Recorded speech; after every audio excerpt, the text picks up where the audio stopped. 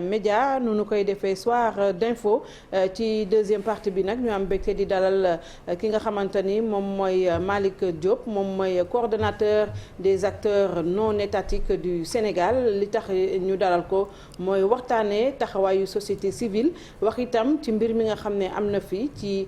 coowal Ousmane Sonko au-delà des faits li nga xamante ni politiciens yi wala opposants yi wax nañ ko ci dinañ ci waxtaan ak itam yorinu réew mi ak yeneen i poñ yu ñu demee ci ñaareelu pàcc bi lay doon gannaaw xibaaru 20h ci kanam tuuti léegi ci première partie bi ñuy dalal ki nga xamante ni mooy Alioune Sané moom mooy coordonnateur mouvement Y en a marre dañ doon amal conférence de presse sànq ci mbiru li nga xamante ni moo fi xew ba léegi ak yeneen léegi lañ koy dalal moom Alioune Sané nuyu la Alioune Sané. maa ngi lay fay Binta di nuyu Barthélémy bu baax a baax. di nuyu ñëpp ñu ñuy seetaan à travers. La TFM di rafetlu invitation bi bu baax a baax. kon nuyu naa la Manit. waaw fay naa la Manit Binta Diallo di nuyu Aliou ñu ngi lay nuyu yow tamit. di nuyu téléspectateurs yu Télé Futurs Médias. waaw conférence de presse bi moom lu ngeen ci doon waxtaanee. jërëjëf Binta tey dañu amaloon benn ndaje ak way taskatu xabaar yi ndaje bi nag mouvement Y en a marre mouvement Frapp France Dégage ak FDS les Guelwaar ñoom ñoo ko woote. ndax dañu jàpp ni ku artuwut di nga atte ndax ay acteurs lañu ci réew mi ñu mel ni suñuy mouvement duñu parti politique duñu organisation politique faruñu fenn waaye dañu bokk ci réew mi ñu am ci kàddu mu waraam yi ñu war a dox li jëmle réew mi kanam ñu gis nag ci fan yi mu am li am mooy dossier bi nga xamante ni c'est un dossier judiciaire bi nga xamante ni opposé na monsieur Ousmane Sonko bi nga xamante ni député la di leader politique de l'opposition ak beneen ndawu Sénégal bi nga xamante ni accusation de viol jib na ci mu doon li nga xamante ni nag bi mu jibee ba tey képp kuy sénégalais bugg nga mbir yi mu leer et que li ci war yoon mu def ko te du jeng surtout te du jeng ñëpp di ko xaar ñu nit ñu koy xaar mais mu am yu tàmbali ci mbir mi yi nga xamante ni daf ñu interpellé et surtout que bu ñu fàttalikoo ci passé bu récent rek amoon na fi ay dossiers yu mel noonu c'est-à-dire bu ñu jëlee par exemple dossier wu monsieur Karim Wade bi président Macky Sall ñëwee au pouvoir tous les Sénégalais avaient cette aspiration profonde à la reddition des comptes voilà à la limite nit ñi dañ demoon ba ne ni mbirum traque des biens supposés mal acquis demande sociale la ñu wax. donc ñun ñëpp ñu nekk ci mouvance boobu ba mu am ay aspects yi nga xamante ni taxawuñ ci woon par exemple inversion aux charges de la preuve. ñu ci bëri newoon nañu ci démocratie du yoon. mais on était tellement guidé par ce besoin qu'il y ait la justice ak reddition des comptes ñun ñëpp ñu topp ci sénégalais yëpp topp ci nag ne demande sociale mais gis nañu fu mu mujj. fi mu mujj mooy après règlement de compte politique la mujjee ñu tëj homme politique fexe léegi dootul dem à des élections ñu xëy un beau jour ñu génnee ko réew mi tey jii nii en termes d'impact pour sénégalais yi ci li ñu doon xaar kan moo ñu mën a ne ni lii moo ti dukkee et pourtant jël nañu ay millions et des centaines de millions wu sénégalais yi jox ko ay commission rogatoire ñu dem fépp l'actuel ministre de l'intérieur d'ailleurs bokkoon na ci ñu ko jiite mais tey quel est le compte rendu qu'est-ce qui a été fait à part au-delà de cet acte politique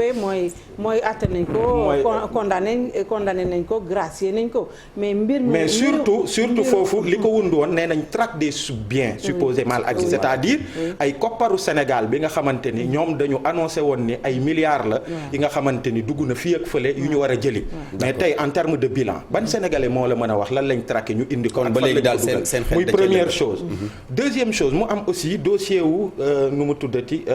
Khalifa Sall ñëpp gis nañ ko à la base c'est parti de ay contrôles yi ñu def ak yu demee noonu ñu ne dafa am xaalis bi nga xamante ni ci caisse d'avance su mairie bi luubal na ko ak yooyu ak yooyu mais bu ñu xoolee sénégalais yi toog nañ ñu seetaan parce que c'est parti de ça mais ñu dem ba gis ni ci ay procédures sax citoyen sénégalais bi mu doon dañu salfaañe ay droits nga dem ba lu toll ni CEDEAO à travers cour de justice de la CEDEAO mu def benn rapport bu accablant bu wane ni quand même Khalifa Sall en tant que citoyen sénégalais dañu salfaañe ay droits donc bu ñu ñëwee tey ci situation bi nga xamante ni dafa opposer deux citoyens sénégalais te encore une fois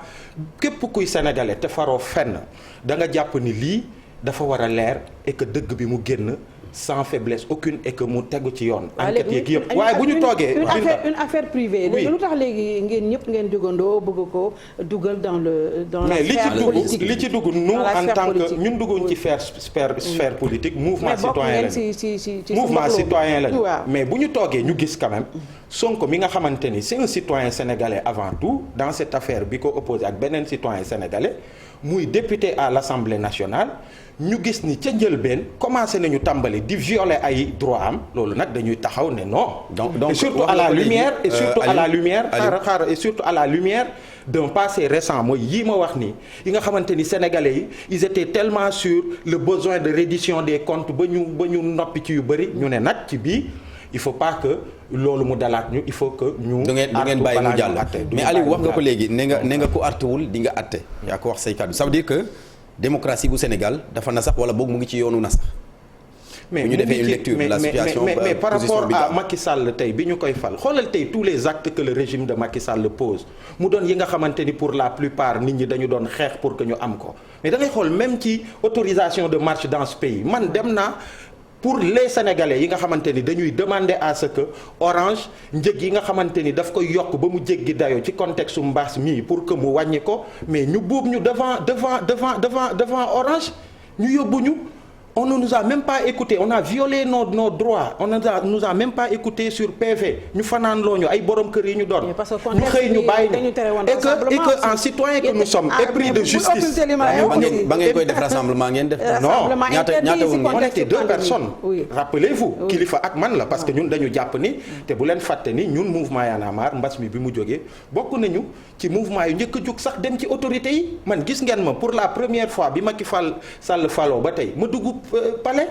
parce que dañu jàpp ni contexte mbas bi ñu nekk ñun ñëpp dañ ci war a jàpp pour que ñu xeex mbas mi ci contexte boobu aussi boobu bi ñuy dem pour que ñu jébbal Orange lettre boobu dañu ne ni ci mbas mii ñu nekk mënuñu def rassemblement on est allé à 2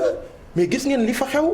ci lu ñu tegut fenn ñu violer suñuy droit yóbbu ñu fanaan loo ñu garde à vue dégluwuñ ñu sax sur PV. mais yóbbu c'est-à-dire il y a même pas eu de PV et citoyens yi ñu doon Barthélémy pour terminer. ñu dem ca yoon fu mbaxane doonee benn le procureur ñu bind lettre parce que dañ jàpp ni dañ ñu tooñ mais fan la mujj fenn mais gis nañu yooyu yëpp et pour revenir à cette affaire là encore une fois ñëpp accordé wu nañu ni c'est une affaire privée qui oppose deux Sénégalais mais quand même mise en cause bi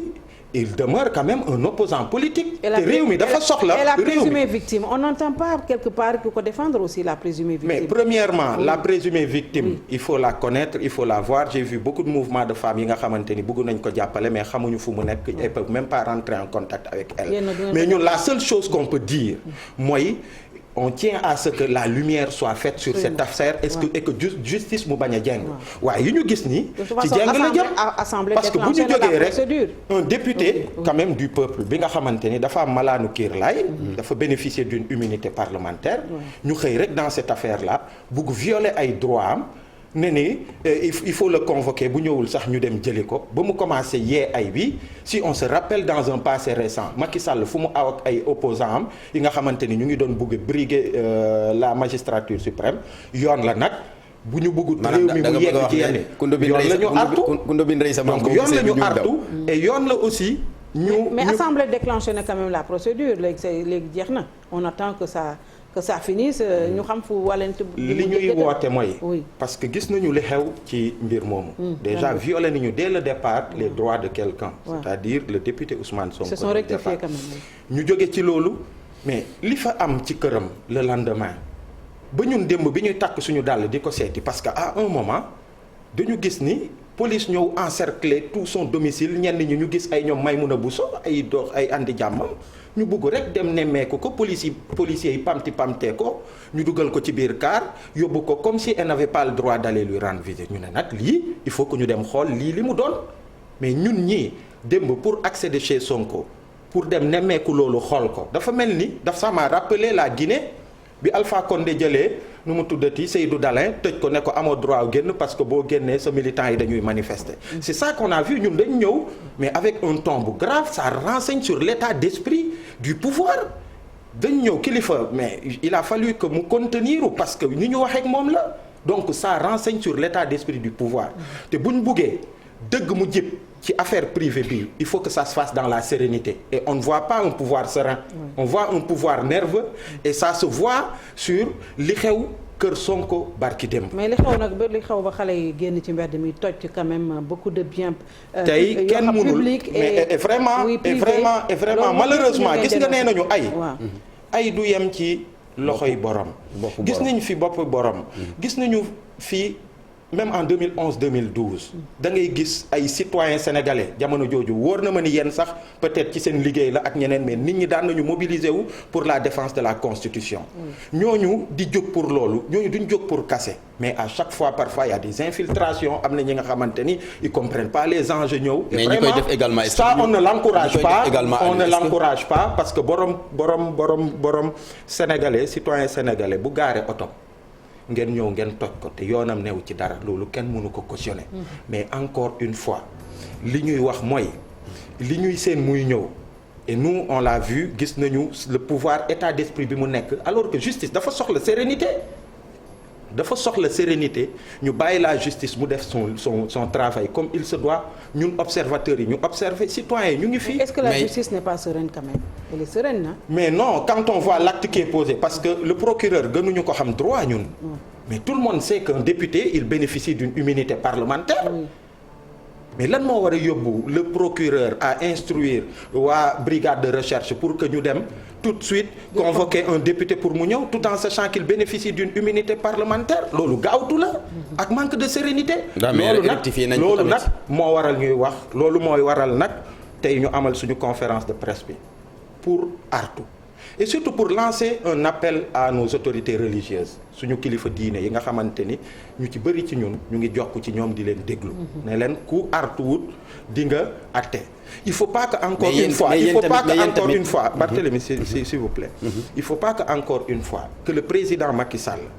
que mu fondewu ci en tout cas mu profito sur ce dossier qui est privé entre deux citoyens sénégalais bi nga xam ne ñun ñëpp bëgg nañu li ciy leer mu war ci leer mu lëmas ci yi nga xamante ni dans les procédures day bëgg écarter un adversaire politique qui se nomme Ousmane Sonko nous on n'est pas des militants de Sonko man hier c'était la première fois may toog ak Ousmane Sonko pour la première fois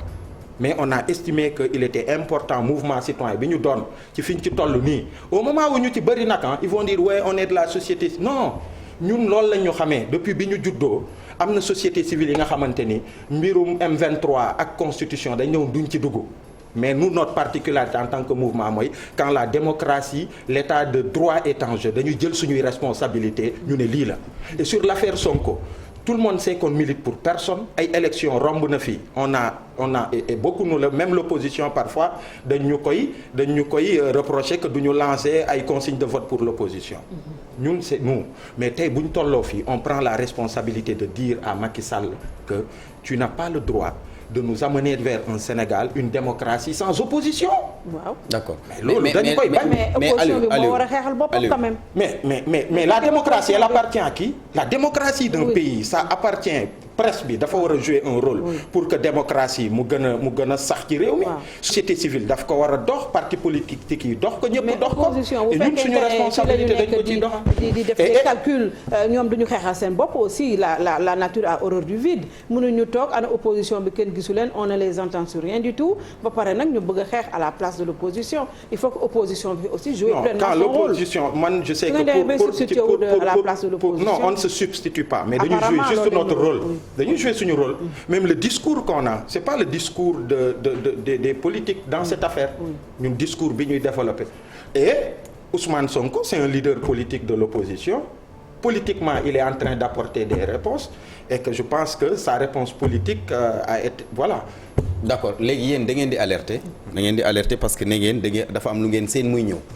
mais est-ce que aussi. au-delà d'alerter c'est de se dresser. en fait loolu la yemuñu ci alerter ah. mais tout dépend au-delà d'alerter on se dresse parce que quand même. dresser contre quoi non dresser contre toute fragilisation tout coup de plus à notre état de droit. parce que yii nii yëpp gis nañ ko fii on a rêvé de la traque des biens supposés mal acquis. ñun ñëpp ñu bëgg ko ñu ne demande sociale la gis ngeen fu mu mujj wax naa leen ko gis ngeen fi mu mujj ak tous ces adversaires politiques Khalifa Sall mais tey bu ñu yeggee fii il faut qu'on apprenne de tout ça ku ci nekk li ci sa rôle nga def ko li ñuy seen muy ñëw mooy président Macky Sall mu profiter sur cette affaire privée qui concerne 2 citoyens sénégalais mu bugg ci lëmas ay affaires dans les procédures pour écarter un leader politique bi nga xam mooy Ousmane Sonko loolu duñ ko nangu baaxul pour suñ démocratie mais dans une démocratie il faut que le président Macky Sall am na ñoo xam ne ils disent Macky dégage il faut que gars yi mais non c'est un président qui est élu mandaam jeexut il faut qu'il soit au pouvoir dans le respect de la démocratie et de l'état de droit mais il faut qu'il y ait une opposition aussi dans ce pays mais bu dee yow bépp opposant bi nga xamante ni dafa la sonal rek nga jéem a xool nooy def tu l'écartes du jeu ba dootul mën a sax présenté wu. donc da nga yaakaar ñeneen ñi tu les aspires vers toi. tu décrédibilises une bonne partie de la presse. Société civile bi tu essaies de voir comment les museler. donc sur la base de ça Aliou sur la base de ça donc tu penses que lii yëpp c'est un complot politique. Je ne dis pas que lii yëpp c'est un complot politique. ce que je dis mooy. dama suivre sa raisonnement. ce que je dis mooy. il y a une situation qui se pose. Un dossier judiciaire buy opposer 2 citoyens sénégalais te ni ñu tàmbalee dans la procédure gis nañu ni ñu ngi salfaañe ay droits wu une partie c'est-à-dire Ousmane Sonko te li ñuy xeeñtu mooy li ndóbbin ku ndóbbin rey sa maam c'est-à-dire fi mu jaar ak Karim Wade mu jaar fa ak Khalifa Sall et que du ñu nangu que mu sukkandiku ci dossier bi pour que mu écarter un adversaire politique bi nga xamante ni mooy. mais pourtant dans cette affaire là Macky Sall il paraît joxe na consigne à ses partisans wala bokk ñu bokk APR pour ñu bañ ci wax pour juste montrer que c'est une affaire privée que yoonu état nekku ci. ñun li ñu mën a wax. ci li ñu mën a juger mooy li ñu gis. li ñu gis mooy ca njëlbeen. waaw procureur li mu def waaw procureur parce que justice quand même moom mooy liggéey ci lii sénégalais yépp dañu bëgg mbir yi leer ci affaire bi. pour que mu mën a leer il faut que ça se fasse dans la sérénité dans la transparence et que fi mu war a aw mu aw fa. leneen lu dul loolu nag ñun on est prêt à vraiment se dresser contre tout coup fatal. on a entendu le président dire que moom bëggatul gis sax lu xonq. mais à la place waxuñu lan la bëgg. mais je pense que c'est dommage ça renseigne sur ton état d'esprit. parce que je pense que le président Abdoulaye Wade à l'époque bi mu koy wax c'était justement pour mën a donner d'autres façons de contester que de se mobiliser nekk ci mbedd mi ba yeneen ak yeneen di ci am mu ne takk leen morceau rek c'est une façon de dire vous pouvez bu ngeen di contester pour dox ñaxtu wala mu am yu ngeen di jooytu takk leen morceau rek bu ngeen ko defee man dinaa percevoir le message ñu xool nuñ ko defee. mais loolu bu ko waxee ça veut dire que l'autre voie c'est quoi les mobilisations les manifestations et tout. et wala mu joxe sax lan la bëgg. au moins ñu xam pour beneen moyen de contestation. beneen moyen de contestation parce que takk brassard c'est un moyen. mais Aliou xam nga lu ma bëggoon wax parce que yéen ay ndaw ngeen. boobu ba léegi yéen a ngi ci terrain bi. gis nga li xew barke démb kër Sonko ak fi dend ak moom et un peu partout même dans le pays. est-ce que yéen aussi amu leen responsabilité. wax ak ndaw ñi. man la première responsabilité. ki ma war a waxal mooy le président Macky Sall mais c'est que ku attewut dëgg nga atte leneen moom la ñu njëkk a wax parce que moom mooy njiitu réew mi moom mooy garant wu indépendance suñu justice équilibre ci suñuy institution et cette justice là moo posé un acte bi nga xamante ni dafa salfaaña ay droits wu une partie loolu moo indi loolu maintenant cas yi ci am et ça je lance cet appel là kenn mënul comme je l'ai dit kenn mënul cautionner que ci ay manifestations yi ni mel nga gis citoyen sénégalais bi nga xamante ni dafa gaare rek nga ñëw nga casser otom loolu kenn souhaité wu ko et ça vraiment. souhaité wu ko mais lan moo ci la part de responsabilité quand même d'un leader de l'opposition bu ne appelé à la révolte il parle de mortal combat le lendemain on a vu ce qui s'est passé. mais qu'est-ce qui l'a poussé à se braquer. mais est-ce que c'est normal aussi de parler comme ça. mais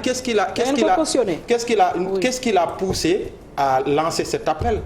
mais est-ce qu'il devait lancer cet appel. mais loolu man mënuma ko non ce que je peux dire je ne cautionne nii ne kii mais j'observe j'observe que c'est quelqu'un ki nga xamante ni ci dossier bu mel nii nu mu luuree ñuy waxu viol dès le départ que justice mettre en branle ak gaawtu ñu bëgg salfaañe say droits et il a réagi. Il a réagi. Voilà, ça c'est l'homme politique qui a réagi et ses militants ñu tontu ko ci réaction boobu ils sont venus këram la mais discours nam ko waxee est-ce que rafet na ci sa gis-gis. Ça je pense que bu ngeen amee temps wu jotu bu ngeen amee non mais en tant qu'observateur tu peux donner quand même man lecture laa mën a def et la lecture que je peux faire mooy que c'est un citoyen sénégalais sur une affaire de viol bi ñu ko jiiñ justice war a def liggéeyam justice mu xëy rek gis ni mu ngi teg ay jéego yi nga xamante ni mu ngi salfaañe ay droits am c'est un homme politique il a appelé ses militants à résister et ça c'est lui que ça engage. Maintenant un citoyen de type nouveau yéen a ko fi indi c'est votre slogan vous avez fait le plaidoyer un peu partout bu ngeen déggee benn nit bu ñëw ne vraiment génn leen ci mbedd mi appeler à la révolte ce qui est interdit par la loi je pense que yéen mouvement Y'en a marre war leen ko on t'accuse de quelque chose am nga sa présomption d'innocence tu dois préparer ta défense mais pas demander à tes partisans d'aller dans la rue et justement de faire des cases. Ça, je pense que Ousmane Sonko pourra répondre à ça. Oui. Moi, j'ai donné la réponse que je pouvais donner sur ça. Dénoncer yu mel noonu. Non, mais munoo dóor nit ba pare nga nekkoon man maay choisir ni ngay jooyee. C'est pas possible. Mais si quelqu'un ki nga xam dañu violer tes droits. loolu rek la non mais dañu violer ay droits am un acte a été posé par l'autorité judiciaire et en conséquence un homme politique il a apporté la réponse qu'il a apportée voilà. D'accord donc ci sa gis-gis da ngay gis ne liberté yi démocratie état de droit lépp dafa nekk ci menace. mais loolu dafa nekk ci menace du secret dans ce pays. D'accord j'arrive dafa nekk ci menace alors yéen waa Y'en a marre boobu ba léegi da ngeen di xeex gis nañu li ngeen def ci at yi weesu mais moment bii dafa mel ni apparemment da ngeen essoufflé qu'est-ce qui se passe. Bon man loolu question boobu indiwuma fii bu dee Y'en a marre da nga jàpp ni dafa essoufflé nous on est encore là c'est pas pour rien bu ñu invité coordonnateur Y'en a marre que je vienne là 10 ans après la création de ce mouvement. Après avoir traversé vents et marées après avoir reçu beaucoup de coups on est encore là comme acteur crédible bi ngay invité parce que j'estime que si je suis invité c'est parce que je dois les droits. Justement on ne convient pas. Donc maintenant je pense que maintenant mobilisation yaa ngeen daan def ak fi mu ne nii. mobilisation yooya. dafa mel ni dafa tempo bi dafa wàññeeku. Mobilisation yan ak yan. non gis ngeen li ngeen def ci jamonoy Abdoulaye. La dernière mobilisation bi ngeen di lancer NTS bi ngeen di xeex ci mbedd mi loolu tout le monde l'a vu. La dernière notre mouvement du mouvement wu xeex rek. Premièrement. Et ça il faut que ñu dugg ci. comme ni nga question déggoo ma ne la bi ngeen di lancer NTS le nouveau type de sénégalais bi Binta doon wax. nouveau type de sénégalais boobu ngay wax. ça a été une initiative bu gis nga ci weer yi ñu jógee.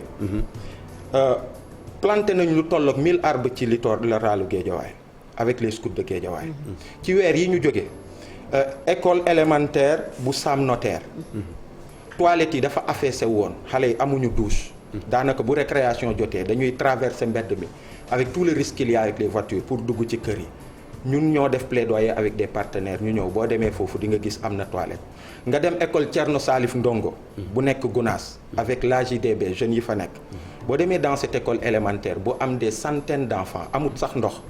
ñun ñoo ñëw ci suñu NTS boobu ñu ànd ak association locale bi fa nekk di ci góorgóorlu ba ñu indil leen pompe ndox mu nekk fa nga dem biir Yëmbal avec les jeunes de Yëmbal dans tout un quartier il y a même pas d'espace sportif pour les jeunes association yi booloo ñu ànd ak Y'en a marre ñu def reboisement jóge ci loolu fexe ba ñu defal leen fa benn espace omnisport bi nga xam ne ça c'est le social c'est bien c'est le volet social. Non c'est pas social c'est le volet NTS boobu ngay wax parce que bu dee Y'en a marre da nga foog ni ak potentiel bi mu am yëpp ci biiram ak sénégalais yëpp yi fa nekk cette énergie positive bi muy dégager que dafa war a doon ci perspective juste la contestation ce serait dommage. Encore que même sur la contestation. La dernière mobilisation. L'appellation du mouvement renvoie à la contestation Binta Diallo. Y'en a marre ça veut dire quoi? Mais l'appellation du mouvement renvoie. Y'en a marre ça veut dire quoi? Et ça il faudrait que je vous l'apprenne parce que vous êtes journaliste et c'est dommage de voir que parfois je suis journaliste mais nos confrères ne s'intéressent pas trop à nos mouvements. Justement, Y'en a marre, on a dit avant tout Y'en a marre de nous-mêmes, c'est-à-dire nos jikko. suñu jikko yi nga xamante ni ça ne nous amène pas nous en tant que citoyens de se dire que ban taxawaay la ñu am war a am suñu réew pour que mbir yi mu mën a dox et c'est à la lumière de ce questionnement là la ñuy ànd ak skutu géejawaay yi di planter ay milliers d'arbres à l'heure du bilan est-ce que donc gis nga y a ça y en a marre de nous-mêmes c'est-à-dire pour ce sursaut citoyen pour que mu am citoyenneté bu gën mais au-delà de ça y en a marre aussi de cette façon de nous gouverner qui nous amène justement à contester et sur la contestation vous parlez de mobilisation je pense que la dernière mobilisation ñun bi ñu woote mooy bi ñu jàppee Guy Marius Sagna j'étais coordonnateur de Ñoo Lank je me rappelle keroog li am ci nit en termes de mobilisation war a aw buntu prison bi pour exiger que Guy Marius Sagna ñu libéré ko mais li fa nekkoon ci nit man bi ma ñëwee ba tiim prison bi ñuy waaj a yegg si mais man dama tiit ci li fa nekkoon ci nit mais c'est nous mais au-delà d'Y en a marre c'est nous on a suscité d'autres mouvements d'autres jeunes qui se sont inspirés de nous pour créer ay mouvements te ñuy ànd ak ñoom mais justement à l'heure du bilan Aliou Sané à l'heure du bilan est-ce que lu ngeen di wax esprit Y en a marre boobu ngeen doon wax de nous-mêmes et tout changement de comportement ak li ñuy gis fan yi ñu di ko def est-ce que loolu ça a porté ses fruits est-ce que le bilan est positif ak lu ñu gis comme xale yi ñuy comporté woo mais gis nga Binta Diallo gis nga changement social gis nga changement social ci yéen yi nga xamante ni vous êtes des acteurs de la communication en sociologie en marketing social on dit que changement social c'est tout un processus quand même Binta Diallo n'est-ce pas c'est des décennies mais tey commencé nañu à travers des associations de jeunes ak yenn jeunes yi ñuy poser yenn actes citoyens yi nga xamante ni y a de quoi espérer mais il faut continuer le travail am nañu yaakaar bu mais juróom ngeen génn ci am na benn mouvement bu ngeen bokkoon ni am na benn mouvement ci la ñu ne Y en a marre génn na ci ak oui Ñoo Lank la lu tax ngeen génn Ñoo Lank je pense qu'on peut avoir une autre émission pour wax ko ci yaa dafa am yu nekk ci biir daal yaa une autre émission parce que xajut gisoo déjà nee nañu émission waaw kon jeex na ñu maa ngi lay gërëm Aliou Sané merci beaucoup yaa jiite mouvement Y en a marre di la gërëm bu baax gërëm naa la Binta Diallo gërëm Aliou Sané jërëjëf waay Barthélémy alors ñu dem publicité dellu